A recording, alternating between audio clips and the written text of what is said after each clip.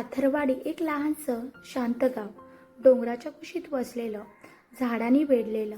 इथं फार काही घडत नाही, पण जेव्हा काही घडतं तेव्हा ते फारसं समोर बोललं जात नाही, फक्त कुजबुजलं जातं. गावात एक जुना वाडा होता. त्या वाड्यात राहत होता गजानन वाठोरे, एक वयोवृद्ध, एकेकालचा प्रभावी माणूस. खूप दिवसांपासून तो एकटा राहत होता. गावात त्याच्याबद्दल एक गोष्ट प्रचलित होती. त्या वाड्यात काहीतरी आहे, पण कोणी कधी स्पष्ट सांगत नाही. एक दिवस सकाळी गावात बातमी पसरते, गजानन वाठोरे देवघरात निश्चित अवस्थेत आढळला.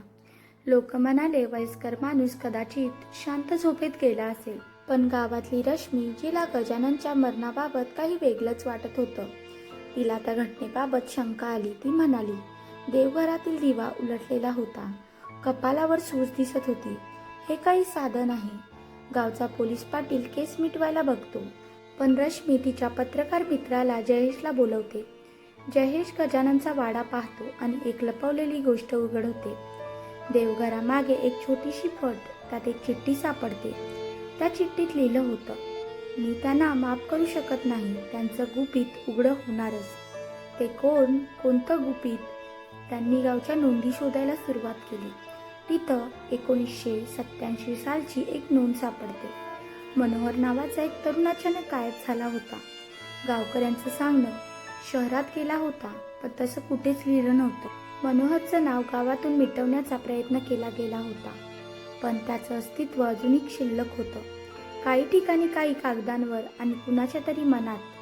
तेव्हाच गजाननच्या पेटीत त्यांना एक ब्लॅक ड्राफ्ट सापडतो, मोठ्या रकमेसह. त्याच्यासोबत एक चिठ्ठी.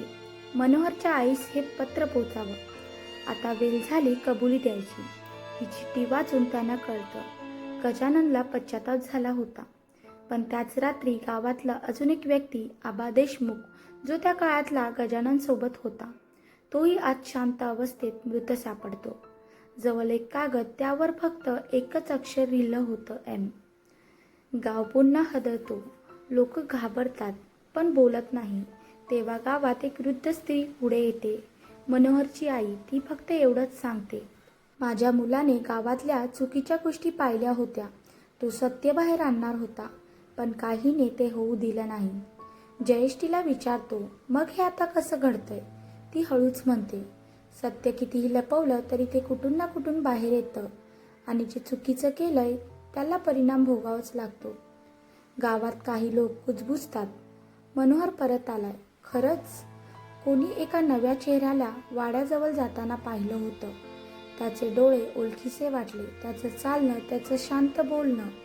कोणी म्हणतो तो मनोहर नव्हता, तो त्याचं सत्य घेऊन परत आलेला कोणीतरी होता. कथा संपते, पण गुपित उरते. पाथरवाडी आता पुन्हा शांत झालंय, पण त्या वाड्यात आजही एखादा दिवा अनाहूतपणे विझतो. कोणी काही बोलत नाही, फक्त एम अक्षर अजूनही कुठेतरी कोरलेलं दिसतं. तुम्हाला काय वाटतं? तो खरंच मनोहर होता का, की फक्त न्यायाचा एक साथ? खरं काय होतं हे शोधणं अजून बाकी आहे. तुम्ही अजून अशा कहाण्या ऐकू इच्छित असाल तर लाईक करा, शेअर करा आणि सबस्क्राईब करायला विसरू नका कालगोष्टी चॅनलला, कारण इथे कालोखात हरवलेली प्रत्येक गोष्ट पुन्हा उजेडात आणली जाते.